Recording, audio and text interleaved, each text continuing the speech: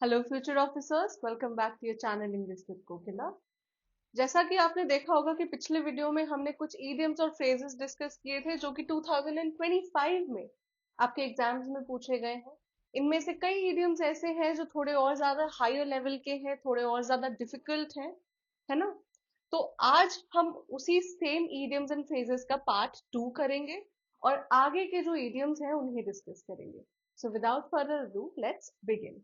चलो, तो हमने ये सारे डिस्कस कर लिए थे and we have to come to question number 17 I think. Yes, हाँ। तो मैंने आपको बोला था कि इस क्वेश्चन का आंसर आप मुझे कमेंट्स में बताएंगे।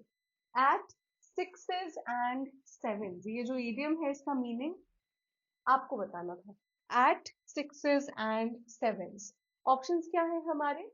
If someone is anxious before sitting an examination, अगर कोई एंशियस है, घबराया हुआ है, नर्वस है एग्जामिनेशन में बैठने से पहले। If someone is in depression, if someone is in a state of confusion, कोई बहुत ज्यादा कंफ्यूजन या दुविधा में है, या फिर if someone is super happy. सही आंसर क्या है? हमने इस सेम ईडियम को उस वीडियो में डिस्कस किया था इन सम अदर क्वेश्चन, ठीक है। एट सिक्सेस एंड सेवेंस, इसका मतलब क्या था कि केओस, वन सेकेंड, केओस में होना, कंफ्यूजन में होना, ठीक है।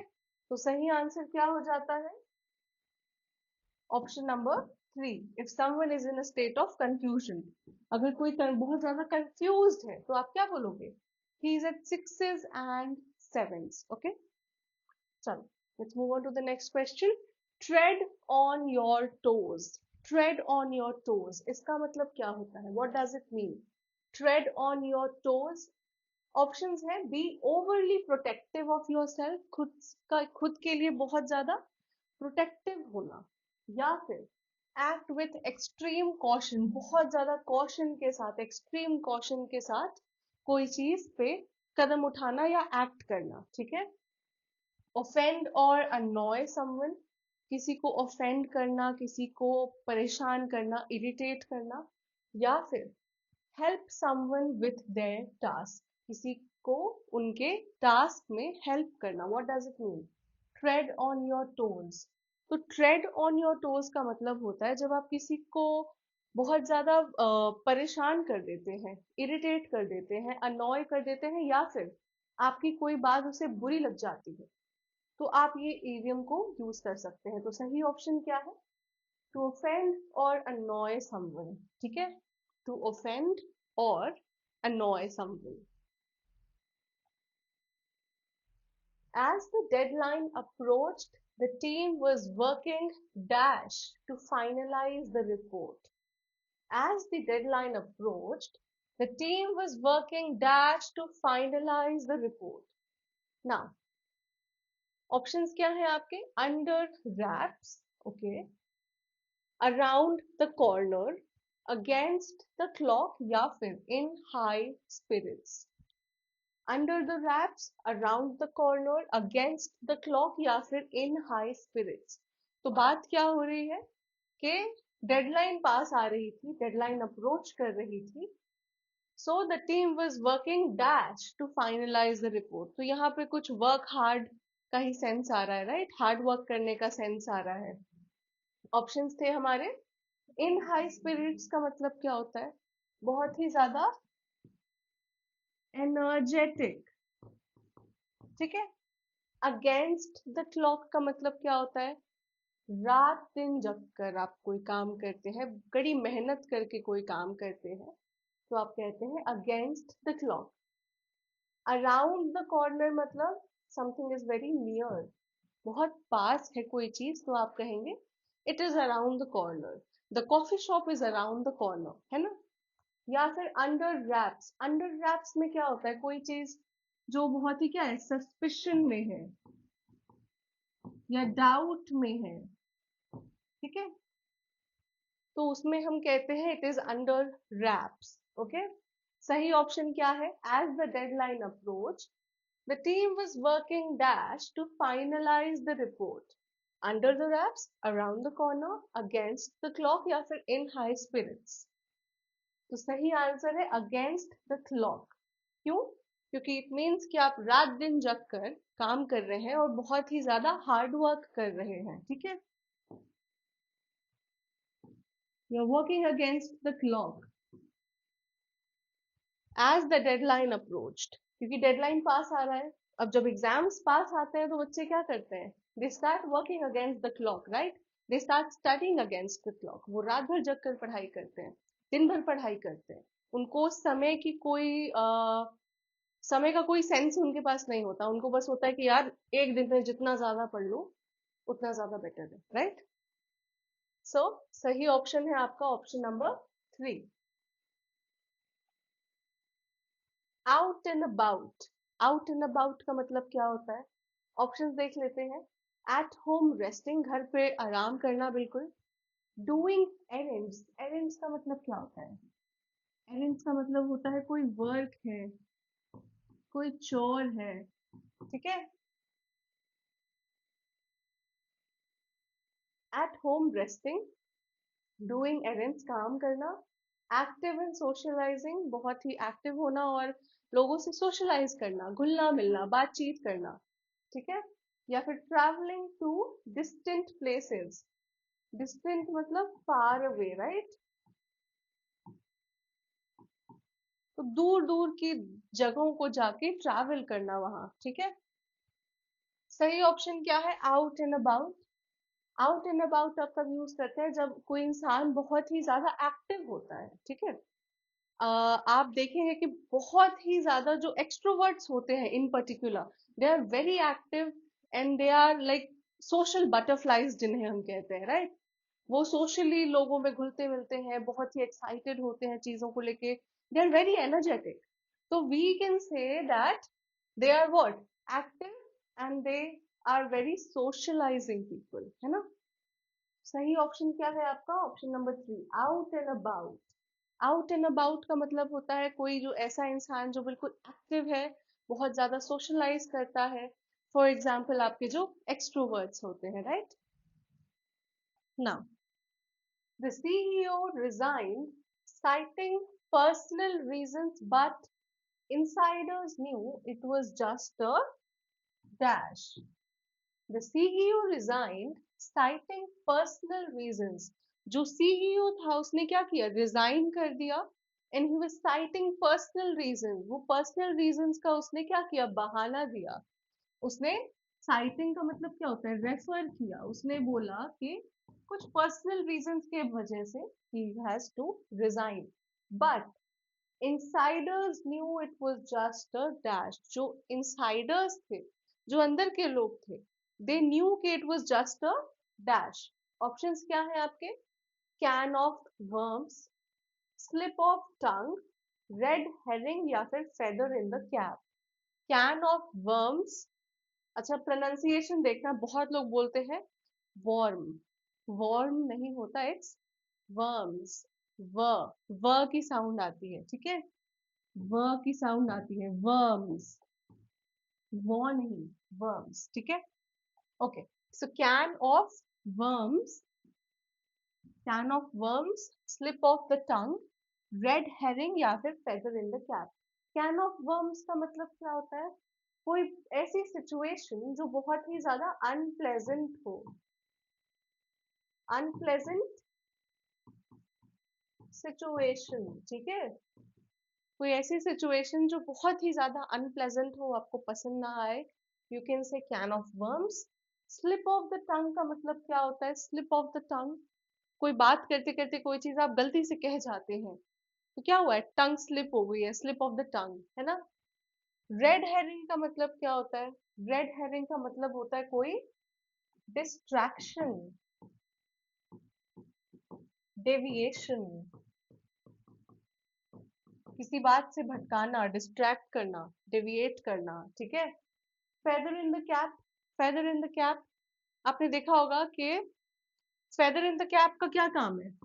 एक कैप है, अगर उसमें मैं कोई फेदर लगा दूं, ठीक है, suppose this is a feather, ठीक है, तो मैंने कैप पे अगर एक फेदर लगा दिया तो मैंने क्या किया, इसको और ज्यादा इनहैंस किया, है ना। तो अगर कोई ऐसी चीज है, कोई ऐसी अकॉम्प्लिशमेंट है, ठीक है, अकॉम्प्लिशमेंट है आपकी, जिसे आप क्या करते हैं, दिखाना चाहते हैं लोगों को, राइट। कोई ऐसी अकॉम्प्लिशमेंट है जिसको आप शो ऑफ करना चाहते हैं, तो उसको हम कहते हैं फेदर इन द कैप। जैसे कुछ लोग होंगे जो अपने रेज्यूमे पे, है ना, आप अपनी सबसे अच्छी अकॉम्प्लिशमेंट, जो चीज आपने पाई है, उसे आप अपने रेज्यूमे पे सबसे अच्छे से हाईलाइट करके लिखते हैं, राइट। अगर आप कहीं पे गोल्ड मेडलिस्ट थे, या आप कहीं पे कोई प्राइज जीते हैं, तो what will you do, you will highlight it, right. अपने रेज्यूमे में आप उसे हाईलाइट करोगे। तो वो जो आपकी अकॉम्प्लिशमेंट है, जो अचीवमेंट है, वो क्या है आपके लिए, फेदर इन द कैप, ठीक है। क्यों, क्योंकि यहाँ पे क्या कर रहा है फेदर, आपको और ज्यादा इनहैंस कर रहा है, राइट। एक नॉर्मल कैप को थोड़ा और ज्यादा इनहैंस कर रहा है, ब्यूटिफाई कर रहा है, उसके अकॉम्प्लिशमेंट्स बेसिकली आप यहाँ पे दिखाते हैं जब आप कहते हैं feather in the cap. Okay, I am trying कि मैं आपको एग्जांपल्स के साथ समझा दूं, 1 सेकेंड, या सॉरी।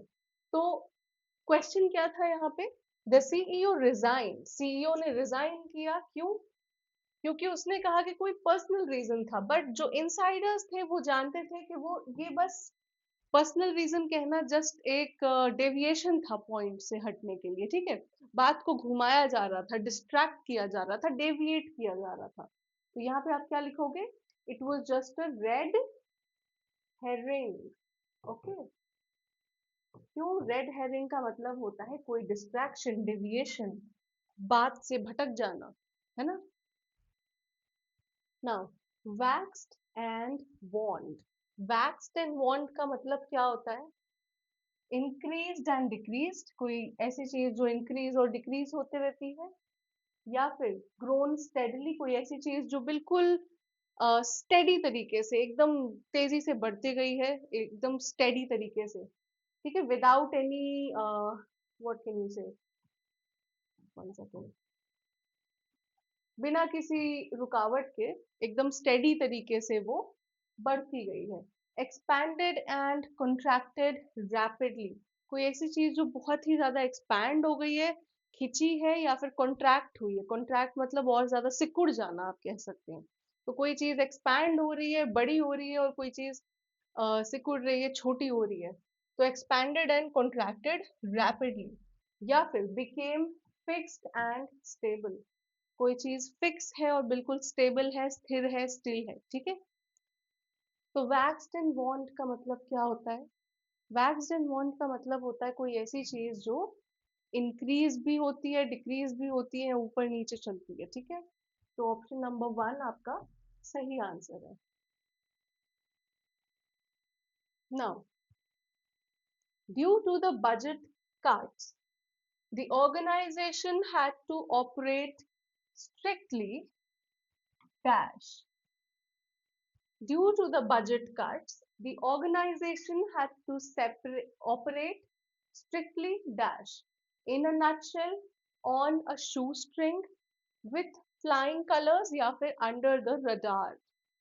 अब बहुत लोग रेडार बोलेंगे, it's radar, ठीक है। चलो, इन a nutshell, in a nutshell का मतलब क्या होता है, किसी चीज को बहुत ब्रीफली समझा देना, या फिर ब्रीफली कहना, बहुत ही शॉर्ट में, है ना। आप समरी देते हैं ना किसी चीज की, तो आप क्या कर रहे हैं, एक नटशेल में अपनी बात को बयां कर रहे हैं, ठीक है। On a shoe string, on a shoe string का मतलब क्या होता है, किसी चीज में कटौती करके चलना, ठीक है। Flying with with flying colours मतलब वेरी सक्सेसफुल, ठीक है। अंडर द रडार का मतलब क्या होता है, अंडर द रडार मतलब अननोन कह सकते हैं, ठीक है। कोई ऐसी चीज जिसके बारे में लोग नहीं जान सकते, जिस तक लोग पहुंच नहीं सकते, ठीक है। ऑप्शंस क्या थे आपके, in a nutshell, on a shoe string, with flying colours, या फिर under the radar. On a shoe string का मैंने आपको क्या बताया कि आप जब कटौती करते हैं किसी चीज में, है ना, कम मात्रा में आप काम चलाते हैं किसी चीज की, तो उसे हम कहते हैं इन अ शू स्ट्रिंग। तो यहाँ पे क्या बात हो रही है कि बजट कट्स की वजह से, जो बजट कट हुए थे उसके वजह से ऑर्गेनाइजेशन जो है, it had to operate strictly on a shoe string. ठीक है, it had to operate strictly on a shoe string, यानी कि उसे कटौती कर करके चलना पड़ रहा था, बहुत ही ज्यादा कम उसके पास बजट था, जिसके वजह से जो भी चीजें यूज की जा रही थी उसकी क्वांटिटी बहुत कम यूज की जा रही थी। ठीक है, चलो, despite numerous setback she remained optimistic and continued to dash. Despite numerous setbacks, she remained optimistic and continued to dash. Options क्या है आपके? Turn over a new leaf, keep her nose to the grindstone, throw caution to the wind and pull the plug.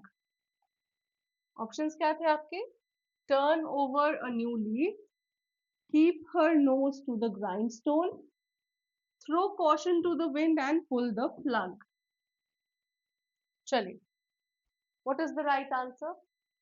तो बोला क्या जा रहा है कि डिस्पाइट न्यूमरस सेटबैक्स, काफी सारे सेटबैक कठिनाइयों के बाद भी, डिस्पाइट मतलब उसके बाद भी, she remained optimistic and continued to, वो ऑप्टिमिस्टिक थी। ऑप्टिमिस्टिक होना मतलब विथ पॉजिटिव एटीट्यूड रखना, है ना, बहुत ही ज्यादा पॉजिटिव एटीट्यूड रखना। So she was optimistic and continued to dash. Options थे आपके turn over a new leaf. Turn over a new leaf का मतलब क्या होता है? एक नई शुरुआत करना, न्यू बिगिनिंग्स। ठीक है, keep her nose to the grind stone मतलब हार्ड वर्क करना, हार्ड वर्क करना। Throw caution to the wind मतलब बहुत ही ज्यादा केयरलेस तरीके से काम करना, रिस्क लेना। ठीक है, कॉशन को भाड़ में जाने दो, है ना, बिल्कुल केयरफुल ना होना किसी चीज को लेके। Very what, to take risk, आप कह सकते हैं रिस्क लेना। पुल द प्लग मतलब, pull the plug, pull the plug, what does it mean? बहुत कॉमन है ये तो। पुल द प्लग आपने सुना होगा, मोस्टली क्या, डेथ के केसेस में यूज होता है, राइट? डेथ से रिलेटेड कोई बात होती है तब हम कहते हैं pull the plug. Exact meaning आप मुझे कमेंट्स में बताना, it's very common, it is very very common. चलो, turn over a new leaf मतलब न्यू बिगिनिंग्स होती है जो आपकी। Keep her nose to the grind stone मतलब हार्ड वर्क करना। Throw caution to the wind मतलब बिल्कुल केयरलेसली काम करना, रिस्क उठाना। या फिर पुल द प्लग जो कि डेथ के केसेस में हम यूज करते हैं। एग्जैक्ट मीनिंग मैं आपको अभी नहीं बताऊंगी, आप मुझे कमेंट्स में बताएंगे। ठीक है, चलो, तो despite numerous setback she remained optimistic and continued to, क्या हार्डवर्क के बारे में बात हो रही है ना, कि बहुत सारी कठिनाइयों के बाद भी उसे उसने कड़ी मेहनत की, राइट? तो she kept, she continued to keep her nose to the grindstone. ठीक है, she continued to keep her nose to the grindstone. चलो, to take the bull by the horns, बहुत कॉमन है ये भी और हमने बहुत बार डिस्कस भी किया है। To take the bull by the horns, what does it mean? Options हैं आपके। To deal with a dangerous prisoner, prisoner मतलब कैदी। ठीक है, to deal with a dangerous prisoner, to deal with a hopeless student, to deal with an annoying person, या फिर to deal with a difficult situation. क्या मतलब होता है? तो to take the bull by the horns का मतलब होता है किसी भी कॉम्प्लिकेटेड, कॉम्प्लेक्स सिचुएशन से सामना करना, उसे फेस करना।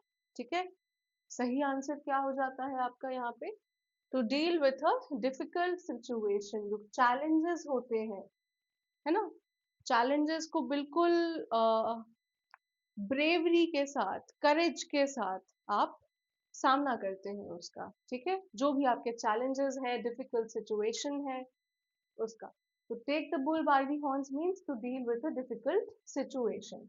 Next, her ideas were worth dash and did not impress the boss. Her ideas were worth dash and did not impress the boss. Options हैं आपके, a devil's advocate, a lump in the throat, an apple of discord या फिर a dime a dozen. A devil's advocate, devil's advocate का मतलब क्या होता है?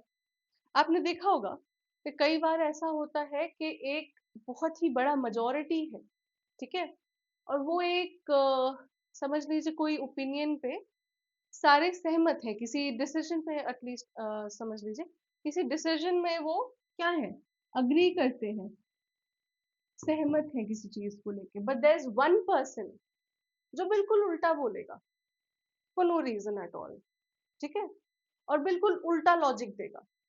तो वहां पे हम क्या बोलते हैं, he is the devil's advocate, a devils advocate, ठीक है। क्यों?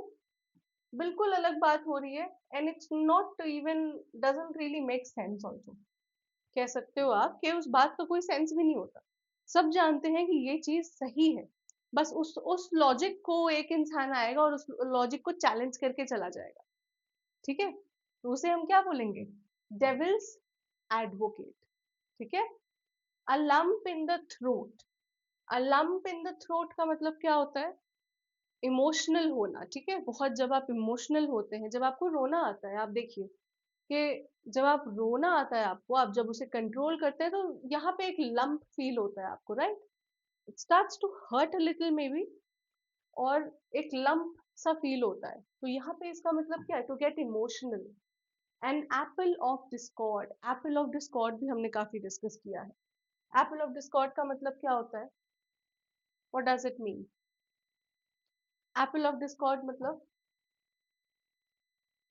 एप्पल ऑफ डिस्कॉर्ड का मतलब होता है किसी भी आर्ग्यूमेंट, किसी भी आर्ग्यूमेंट या फिर डिसएग्रीमेंट का जो रीजन होता है, reason, reason of any argument या फिर डिसएग्रीमेंट, उसे हम कहते हैं एप्पल ऑफ डिस्कॉर्ड, ठीक है। किसी भी आर्ग्यूमेंट, किसी भी डिसएग्रीमेंट का जो रीजन होता है, ठीक है, जो वजह होती है उसकी, उसे हम कहते हैं apple of discord. A dime a dozen का मतलब क्या होता है, a dime a dozen discuss किया है हमने, शॉर्ट्स भी मैंने इस पे अपलोड की थी I think. A dime a dozen, a dime a dozen का मतलब होता है कोई ऐसी चीज जो बहुत ही ज्यादा कॉमन है, इट्स फाउंड एवरीवेयर, ठीक है, it is found everywhere, it can be seen everywhere, है ना, हर जगह दिख जाती है, जैसे व्हाट, मोबाइल फोन्स, या फिर कोई ऐसी चीज जो आपको क्या बहुत कॉमन है, उसका कोई महत्व नहीं रह जाता, इट्स नॉट वेरी डिफरेंट, ठीक है, सबके पास होती है या सब उस चीज को जानते हैं। तो यहाँ पे क्या बात हो रही है कि हर आइडियाज, उसके जो आइडियाज थे वो कैसे थे, and they did not impress the boss, क्यों, उसके जो आइडियाज थे वो भी बहुत कॉमन थे, ठीक है, कुछ क्रिएटिव नहीं था, not something that is different, है ना, बहुत ही कॉमन सी चीज थी, इसीलिए हम यहाँ पे क्या लगाएंगे, her ideas were worth dime a dozen। अच्छा आप ये देखिए कि यहाँ वर्थ है ना, तो वर्थ है तब भी यहाँ पे आप क्या लगाओगे, डाइम एंड डजन लगाओगे। कैसे समझ में आ रहा है आपको? अगर आपको आंसर नहीं पता, आप थोड़े कंफ्यूज हो रहे हो, ठीक है, कुछ लोग हो सकते हैं इस बात पे कंफ्यूज हो कि उन्हें लगे डेविल्स एडवोकेट होगा, या कुछ लोगों को लगेगा कि शायद एप्पल ऑफ डिस्कॉर्ड भी हो सकता है या फिर डाइम अ डजन भी हो सकता है।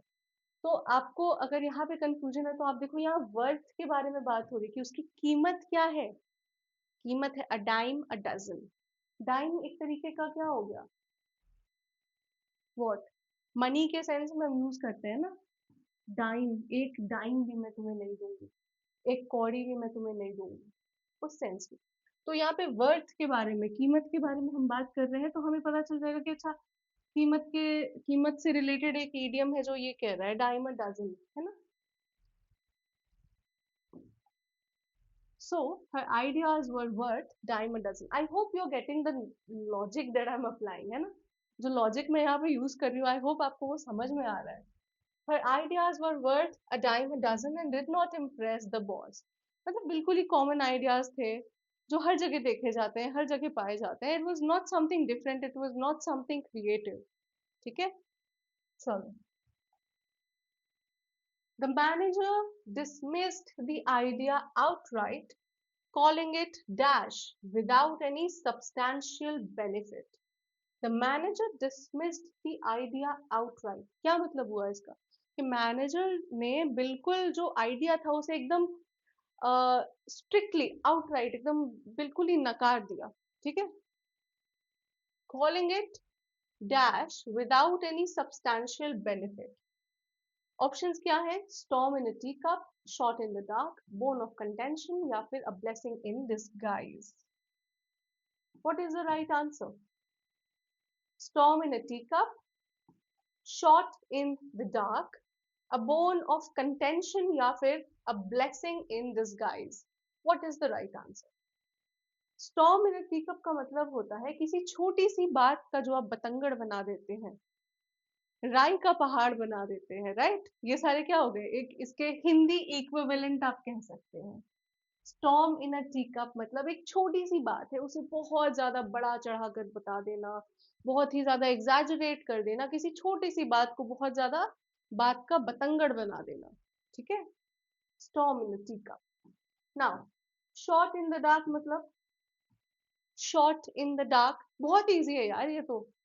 शॉट इन द डार्क, जो अंधेरे में आप तीर चलाते हैं ना, उसे आप क्या कहोगे, a shot in the dark.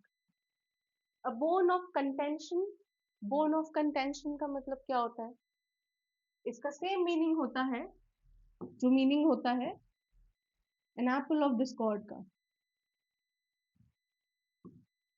ठीक है, एप्पल ऑफ डिस्कॉर्ड का मतलब मैंने आपको अभी बताया था, एप्पल ऑफ डिस्कॉर्ड का मीनिंग मैंने आपको अभी बताया, है ना. सेम मीनिंग है अ बोन ऑफ कंटेंशन का. क्या मीनिंग है, कि कोई भी लड़ाई हो रही है, कोई भी झगड़ा हो रहा है, कोई भी आर्ग्यूमेंट है, कोई भी डिसएग्रीमेंट है, उसका जो कारण है, उसका जो रीजन है, उसे आप कहते हैं एप्पल ऑफ डिस्कॉर्ड, या फिर आप कह सकते हैं बोन ऑफ कंटेंशन. ठीक है, चलो. अ ब्लेसिंग इन डिसगाइज मतलब, अ ब्लेसिंग इन डिसगाइज, ये तो आपको समझ आ जाना चाहिए. It's very easy, very easy. A blessing in disguise, कोई ऐसी चीज जो क्या बहुत ज्यादा अच्छी देखने से तो नहीं लग रही है, कोई चीज आपके साथ हुई, पर आपको ये तो नहीं लग रहा कि हाँ बहुत अच्छी चीज हुई है, but it was a blessing in disguise, है ना. एग्जाम्पल से मैं आपको बताती हूँ कि अगर आप किसी 10 बजे की ट्रेन आपकी छूट गई, तो ऊपर ऊपर से आपको क्या लग रहा है कि अरे यार मुझे लेट होगा अब जाने में, क्यों, because I missed the train, है ना. आपने ट्रेन मिस कर दिया, आपको लगेगा कि अरे मेरे साथ तो बहुत बुरा हुआ. But later you get to hear कि वो जिस ट्रेन पे आप नहीं चढ़े, जो जिस ट्रेन पे आप चढ़ने वाले थे, उसका एक्सीडेंट हो जाता है ना. And several several people are injured, बहुत सारे लोग इंजर्ड हो जाते हैं. तो ये क्या था आपके लिए, it was a blessing in disguise, right. It was a blessing in disguise. Disguise का मतलब क्या होता है, रूप बदलकर, भेष बदलना कहते हैं ना डिसगाइज में होना. तो it was a blessing in disguise. ठीक है, सही आंसर क्या है, the manager dismissed the idea outright, calling it dash without any substantial benefit. तो यहाँ पे क्या हो सकता है, what do you think. Storm in a tea cup तो नहीं होगा, राई का पहाड़ बनाना, बात का बतंगड़ बनाना. बोन ऑफ कंटेंशन भी नहीं होगा, कोई झगड़े की बात तो हो नहीं रही है यहाँ पे. व्हाट, ब्लेसिंग इन डिसगाइज का भी कुछ सेंस नहीं बनता। सही आंसर क्या है आपका? Shot in the dark. तो मैनेजर ने बिल्कुल ही आइडिया को एकदम खारिज कर दिया, calling it a shot in the dark. उसने ये बोला कि तुमने यार तुक्का लगाया है, it was a shot in the dark, अंधेरे में तीर चला रहे हो तुम, और इसका कोई सब्सटैंशियल बेनिफिट नहीं है। ठीक है, चलो। Yes, seat on the fence. Seat on the fence, ये भी काफी बार डिस्कस किया, और ये सारे देखो एग्जाम्स में भी आ रहे हैं। We have discussed these idioms a lot of times. Sit on the fence. Option number one, to be very decisive about a matter. किसी चीज को लेके बहुत ही ज्यादा डिसाइसिव होना। डिसाइसिव का मतलब क्या होता है? डिसाइसिव एक होता है डिसाइसिव, एक होता है इनडिसाइसिव, है ना?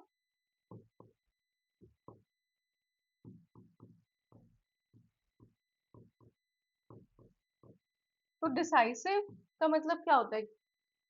आप किसी चीज को लेके बहुत ज्यादा श्योर है।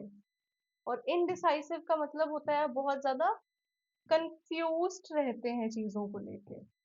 कुछ लोग होते हैं जो बहुत ही इनडिसाइसिव होते हैं। इनडिसाइसिव होने का मतलब क्या है? डिसीजन नहीं ले पाते हैं, ठीक है, बहुत ही कंफ्यूज होता है, ये चीज करना है या नहीं करना, जाना है यहाँ पे या नहीं जाना, दे आर वेरी कंफ्यूज्ड। ठीक है, तो उन्हें हम कहते हैं इनडिसाइसिव पीपल।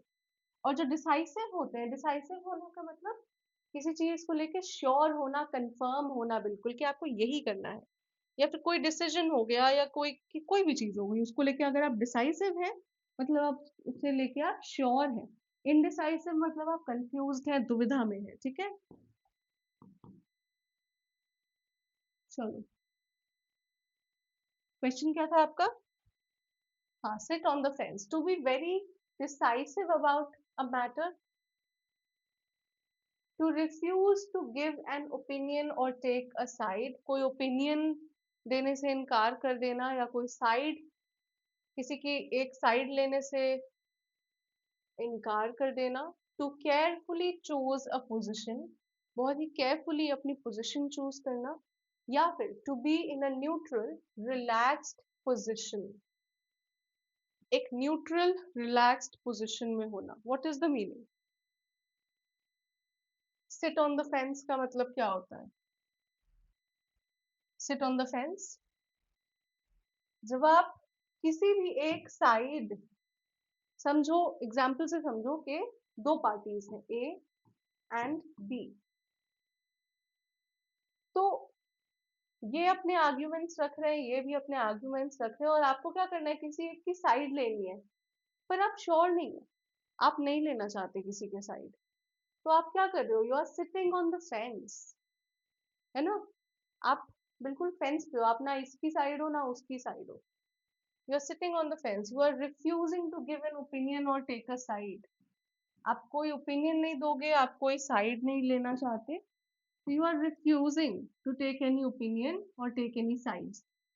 ना आप किसी की साइड लोगे, ना आप किसी को बुरा बोलोगे, ना आप किसी को अच्छा बोलोगे, आप दूर हट के बस एक न्यूट्रल स्टेट में कह सकते हैं कि आप चीजों को बस देख रहे हैं। You are just a spectator there, you are sitting on the fence. ठीक है, चलो। Look before you leap. Look before you leap का मतलब क्या होता है? ऑप्शंस देख लेते हैं। To hide something, analyse the consequences before making a decision, किसी चीज को छुपाना, टू हाइड समथिंग, या फिर analyse the consequences before making a decision। consequence मतलब, consequences मतलब उसके जो परिणाम हो सकते हैं, उसे एनालाइज करना कोई डिसीजन लेने के पहले। डिसीजन लेने के पहले उसके परिणाम, उसके इफेक्ट्स, उसे एनालाइज कर लेना। Depending on others for task completion, दूसरे लोगों पे अपने टास्क को कंप्लीट करने के लिए दूसरे लोगों पर डिपेंड करना, सॉरी, यस। तो जब आप अपने काम के लिए दूसरे पे डिपेंड हो जाते हैं, ये बात हो रही है। तो always be humble to people of lower designation, जो लोग आपसे लोअर डेजिग्नेशन पे हैं, आपसे नीचे हैं, उनके साथ हमेशा हम्बल रहना, पोलाइट रहना, काइंड रहना। ठीक है, सही आंसर क्या है? Look before you leap. Leap का मतलब क्या होता है? छलांग लगाना, है ना? तो बात क्या हो रही है कि जब आप कहते हैं लुक बिफोर यू लीप, इसका मतलब होता है कि आप कह रहे हैं कि कोई भी चीज करने से पहले एक बार सोच समझ लेना, है ना? कोई भी डिसीजन लेने से पहले एक बार उसे अच्छे से एनालाइज कर लेना, सोच लेना कि आप सही डिसीजन ले रहे हैं या नहीं, उसकी कॉन्सिक्वेंसेस को सोच लेना, एनालाइज कर लेना, ठीक है? तो ऑप्शन नंबर 2 आपका सही आंसर हो जाता है। चलो, every nook and cranny, we have discussed this one. Every nook and cranny हमने कर रखा है पिछली वीडियो में इसे, I think it's a repeated question. Every nook and cranny, options क्या है आपके? एवरी स्मॉल कॉर्नर और hidden part, every important detail, every visible place and every large space or open area। इसका आंसर आप मुझे comments में दोगे, ठीक है? अगर आपने इसका पार्ट 1 देखा है कि हमने ये सेम क्वेश्चन डिस्कस किया है, ये रिपीटेड क्वेश्चन है, ठीक है? तो पार्ट 1 अगर आपने देखा है तो कमेंट्स में बताना कि इस क्वेश्चन का आंसर क्या है, ठीक है? चलो, और अगर नहीं देखा है तो प्लीज गो एंड वॉच, ठीक है? On the same wavelength, on the same wavelength का मतलब क्या होता है? ऑप्शंस क्या है आपके? Talking to someone for a long time, किसी से एक लंबे समय के लिए बात करना, लंबे समय तक बात करना। Having similar ideas and understanding each other well, similar ideas होना किसी के साथ, ठीक है? मिलते जुलते ख्यालात होते हैं, सिमिलर आइडियाज होती हैं, सिमिलर अंडरस्टैंडिंग होती है ना? एक दूसरे को बहुत अच्छे तरीके से समझते हैं जब लोग। या फिर waiting for a good opportunity to speak, एक अच्छे मौके के लिए बोलने के लिए एक अच्छा मौका तलाशना, basically you are waiting for a good opportunity to speak. या फिर arguing about a different point of view, कोई दूसरे पीओवी, पीओवी यानी पॉइंट ऑफ व्यू को लेके आर्ग्यू करना, उस पे झगड़ा करना या फिर बहस करना। What is the answer? On the same wavelength, on the same wavelength. या फिर आप इसकी जगह एक और इडियम है जो लोग यूज करते हैं, on the same page. On the same wavelength से ज्यादा इस वाले इडियम को यूज किया जाता है। क्या है? ऑन द सेम पेज, आपने सुना होगा, अरे यार we are on the same page, right? We are on the same page या फिर we are on the same wavelength. What does it mean? कि हमारे जो थॉट्स हैं बिल्कुल एक जैसे हैं, सिमिलर आइडियाज हैं, सिमिलर थॉट्स हैं, ख्यालात बिल्कुल मिलते जुलते हैं, और एक दूसरे को बहुत अच्छे तरीके से हम समझ रहे हैं, ठीक है? सही आंसर क्या हो जाता है? Having similar ideas and understanding each other well, ठीक है? ऑन द सेम वेवलेंथ या फिर ऑन द सेम पेज, मतलब सिमिलर सिमिलर अंडरस्टैंडिंग है आप लोगों की। Dicing with death, dicing with death, what is the answer? Options हैं आपके, टेकिंग एक्सट्रीम रिस्क, बहुत ज्यादा रिस्क उठाना, प्लेइंग अ डेंजरस गेम, एक बहुत ही डेंजरस गेम खेलना, बहुत ही खतरनाक गेम खेलना, हैविंग अ नैरो एस्केप मतलब कहते हैं ना यार, बाल बाल बचे, बिल्कुल बिल्कुल थोड़े से में, अगर हम थोड़े टाइम और लगा देते तो शायद हमें हमारा एक्सीडेंट हो जाता, for example it was a narrow escape. या फिर बीइंग इन कंप्लीट कंट्रोल, पूरे कंट्रोल में होना सिचुएशन में, ठीक है? आंसर सही कौन सा है आपका? Dicing with death, dicing with death. I think you can guess it very easily, बहुत इजीली इसे गेस कर सकते हैं कि इसका मीनिंग क्या है। When you are dicing with death का मतलब क्या है? आप रिस्क ले रहे हैं, आप अपनी जान जोखिम में डाल रहे हैं, right? You are taking extreme risk, so this is the right answer। चलो, a white elephant, a white elephant, options क्या है आपके? एन एक्सटिंक्ट स्पीशीज, ऐसी एक स्पीशी जो एक्सटिंक्ट हो चुकी है, विलुप्त हो चुकी है. A useless possession which is extremely expensive to keep. एक ऐसा पोजेशन, एक ऐसी चीज, ठीक है, जो आपके पास है और बहुत ही ज्यादा एक्सपेंसिव है उसे मेंटेन करना. ठीक है. Someone belonging to a royal family. कोई ऐसा इंसान जो एक रॉयल फैमिली से आता है, रॉयल खानदान से आता है. N endangered species. एक ऐसी स्पीशी जो इंडेंजर्ड है यानी खतरे में है. What is the answer? A white elephant. A white elephant. What does it mean? Example से समझना. For example, this is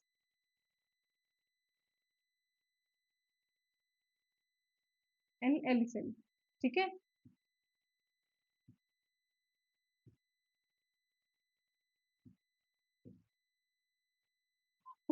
this is an elephant और ये मार्बल से बना है,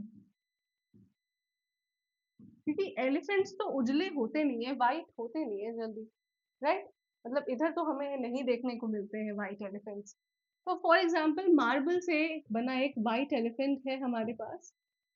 और अगर मार्बल से बना है तो क्या होगा? ये बहुत ही ज्यादा एक्सपेंसिव होगा, राइट?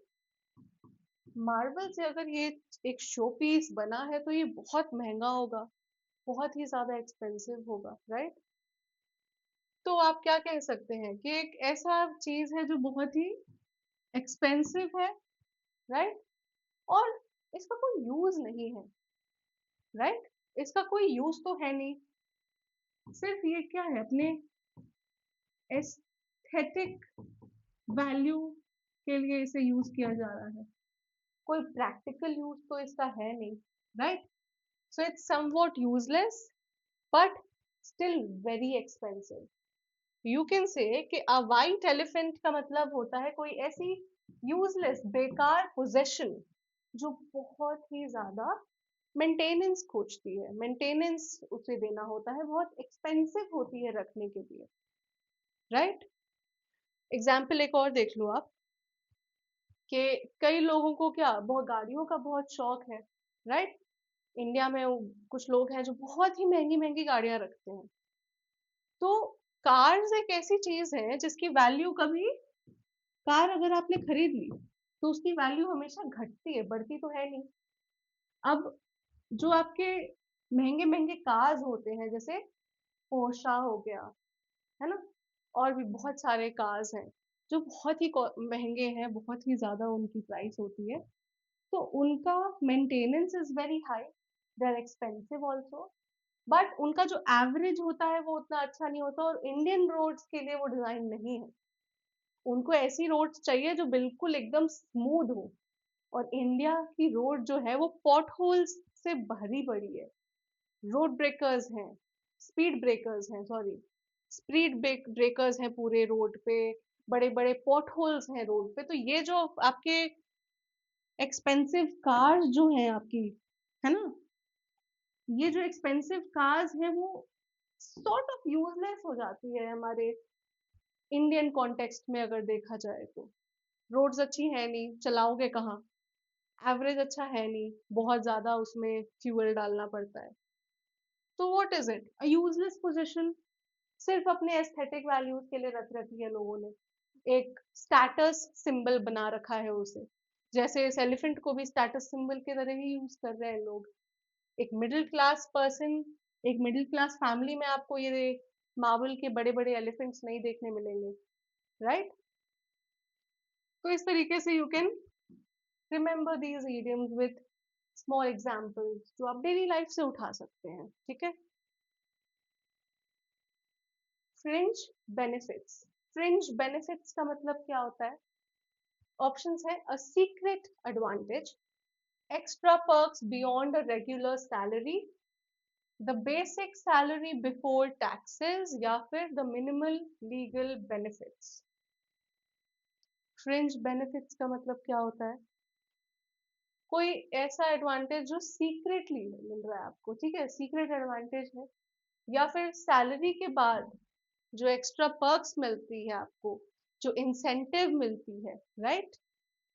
या फिर the basic salary before taxes, taxes के पहले जो आपकी एक बेस सैलरी होती है वो, या फिर मिनिमल लीगल बेनिफिट्स, जो आपके minimal, excuse me, legal benefits आपको मिलते हैं, basic minimal minimal legal benefits, sorry. तो फ्रिंज बेनिफिट्स का मतलब होता है जब आपको एक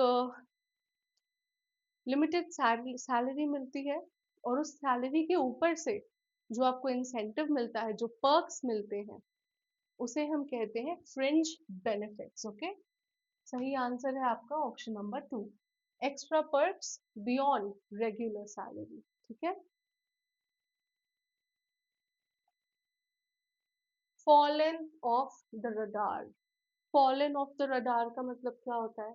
गेन्ड अटेंशन, अटेंशन पा लेना, बिकम अननोटिस्ड, बिल्कुल अननोटिस्ड हो जाना, avoid detection, avoided detection, detect करना जैसे मुश्किल हो जाता है जब आप अवॉइड कर लेते हैं डिटेक्शन, है ना, या फिर गेन पॉपुलैरिटी, पॉपुलैरिटी गेन कर लेना। Fallen off the radar, what does it mean? Fallen off the radar मतलब आप रडार से बाहर चले गए हैं, राइट? अब जब आप रडार से बाहर चले गए हैं तो ये रडार में जो चीजों को आप डिटेक्ट कर सकते थे, आप उससे बाहर है तो अब आपको डिटेक्ट नहीं किया जा सकता। So what? Avoided detection. ठीक है, फॉलन ऑफ द रडार मतलब अवॉइडेड डिटेक्शन। ठीक है। A wild goose chase, very easy, very common. A wild goose chase, what does it mean? A fun adventure? नहीं। A futile hopeless pursuit? Maybe. A risky task? No, risky task तो नहीं है, गूज ही है ना। गूज क्या होते हैं? पढ़ाया हुआ है मैंने आपको ये सारी इडियम्स। गूज क्या होते हैं? जो वाइट कलर के जो डक्स होते हैं ना, उन्हें हम गूज कहते हैं। ठीक है। बेसिकली डक्स की ही एक अलग प्रजाति है। A wild goose chase, fun adventure तो बिल्कुल नहीं है, और रिस्की टास्क भी नहीं है। मिसलीडिंग जर्नी, एक ऐसी जर्नी जिसमें जाकर आप भटक जाए। नहीं। Right answer is a futile hopeless pursuit.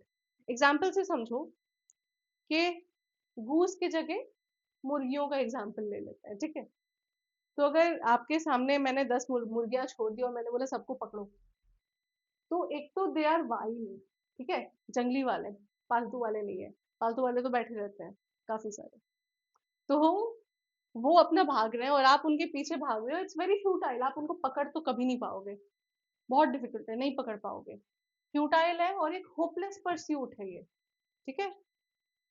तो इस तरीके से आप इसे याद कर सकते हैं। वाइल्ड गूस चेज मतलब एक वाइल्ड गूस के पीछे आप दौड़ रहे हैं, मतलब एक बिल्कुल फ्यूटाइल होपलेस एफर्ट डाल रहे हैं, कुछ होने वाला नहीं है इससे। ठीक है, नथिंग विल हैपन, जो भी आपके एफर्ट्स हैं वो बेकार हैं, बेकार जा रहे हैं। One second. हाँ, ओके। तो आज हम यहीं तक जो इडियम्स हैं, आगे के इडियम्स को हम अगले वीडियो में डिस्कस करेंगे। आई होप कि आपको जो मैं नए वाले इडियम्स भी मैं कोशिश कर रही हूँ कि मैं आपको छोटे छोटे एग्जाम्पल्स से समझा सकूं, ताकि ये चीजें आप ज्यादा देर तक याद रख पाए, राइट, रिटेंशन आपकी अच्छी हो जाए इससे। आई होप कि आपको सारे इडियम्स अच्छे तरीके से समझ में आए। कमेंट्स में बताना कि आपने कितने इडियम्स के जो मीनिंग है उसे सही गेस किया। And I will see you in the next video. Till then take care.